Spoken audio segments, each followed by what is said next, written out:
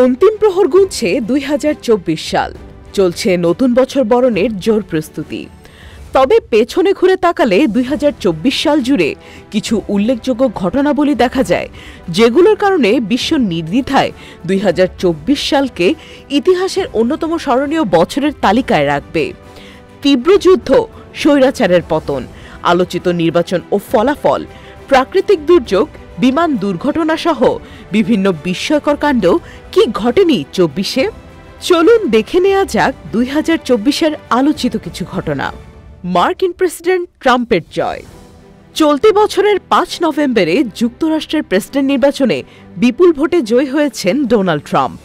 ২০২০ সালে জো বাইডেনের কাছে হারলেও বছর চারেক পর এসে কোটি কোটি মার্কিনীর সমর্থনে ফের প্রেসিডেন্ট নির্বাচিত হয়ে চমক দেখালেন তিনি। যুক্তরাষ্ট্রের রাজনীতির ইতিহাসে নিশ্চিতভাবেই এটি সবচেয়ে নাটকীয় প্রত্যাবর্তন। তার এই ফিরে আসা মার্কিন রাজনীতিতে তো বটেই, বৈশ্বিক রাজনীতিতেও গভীর প্রভাব ফেলবে বলে মনে করছেন বিশ্লেষকরা। সিরিয়ায় বাশার আল আসাদের পতন। ২৭ নভেম্বর সিরিয়ার গৃহযুদ্ধ ভয়ঙ্কর রূপ নেয়।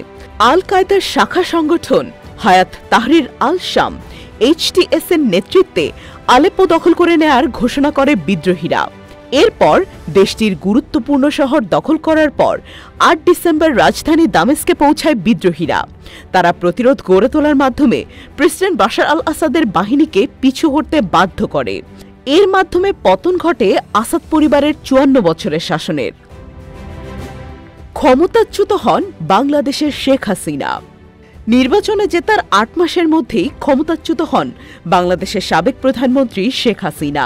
৫ আগস্ট শিক্ষার্থীর জনতার গণ অভ্যুত্থানে প্রধানমন্ত্রীর পদ থেকে ইস্তফা দিয়ে দেশ ছাড়েন মুজিব কন্যা। এরপর ৮ আগস্ট বাংলাদেশের নোবেলজয়ী অর্থনীতিবিদ ড মোহাম্মদ ইউনূসের নেতৃত্বে গঠিত হয় অন্তর্বর্তী সরকার। গাজা যুদ্ধের ১ বছর। ২০২৩ সালের ৭ অক্টোবর ভোর ৬:৩০ ইসরায়েল জুড়ে একের পর এক রকেট নিক্ষেপ করে ফিলিস্তিনের স্বাধীনতাকামী সংগঠন হামাস। মাত্র ২০ মিনিটে আয়রন ডোমকে পাশ কাটিয়ে শত শত রকেট ছুড়ে সংগঠনটি।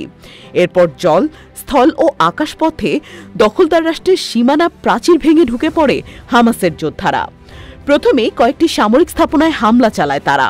বেশ কয়েকটি বসতির নিয়ন্ত্রণের দাবিও করে তারা। এরপর ইসরায়েলে হামাসের কয়েক ঘণ্টার অভিযানে প্রাণ হারায় ১২০০ মানুষ। নজিরবিহীন হামলা চালিয়ে গাজায় ফেরত চলে যায় হামাস যোদ্ধারা, সঙ্গে জিম্মি হিসেবে নিয়ে যায় প্রায় ৩০০ জনকে। গাজার নিয়ন্ত্রক গোষ্ঠীটি সেই সামরিক অভিযানের নাম দেয় অপারেশন আল আকসা ফ্লাড। তবে হামাসের সেই মুক্তির সংগ্রাম ইসরায়েল নৃশংস আগ্রাসনের রূপ দিয়েছে, যার ফলশ্রুতিতে এখন পর্যন্ত গাজায় প্রাণ হারিয়েছে ৪৬,০০০-এর বেশি ফিলিস্তিনি। নিজ দেশের মানুষসহ আন্তর্জাতিক মহলে তুমুল সমালোচনার মুখে পড়লেও সামরিক অভিযান এখনও অব্যাহত রেখেছে তেল আবিব। ১ বছর পূর্ণ হলেও মেলেনি কোনো সমাধান। ইরানের প্রেসিডেন্ট ইব্রাহিম রাইসির মৃত্যু। চলতি বছরের ১৯ মে হেলিকপ্টার দুর্ঘটনায় প্রাণ হারান ইরানের জনপ্রিয় president Ebrahim Raisi.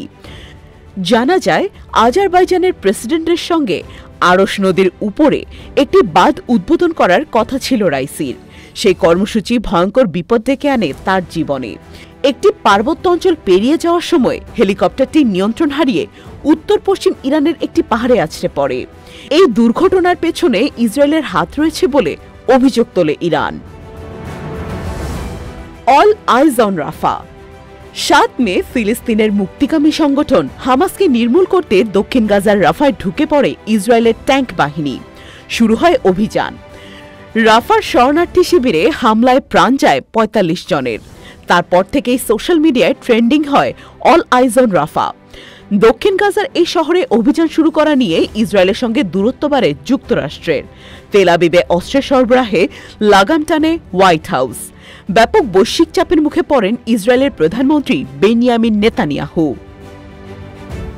Iran Israel সংঘাত। ১ এপ্রিল সিরিয়ার দামেস্কে ইরানের দূতাবাসে ক্ষেপণাস্ত্র হামলা হয়। প্রাণ হারান অন্তত ১৩ জন।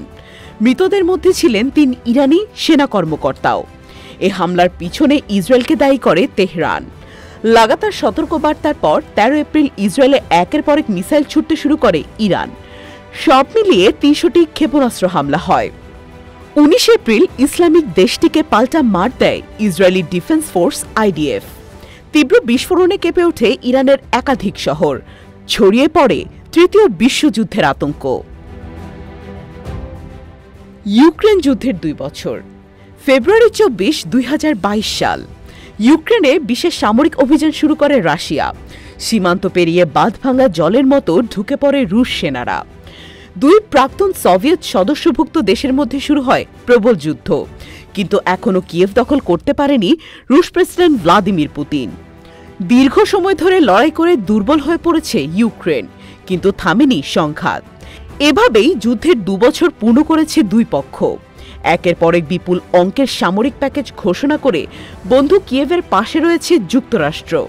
তবে ট্রাম্প ক্ষমতা গ্রহণ করলে এই যুদ্ধ থামার একটি আশঙ্কা আছে বলে মনে করছে ইউক্রেন।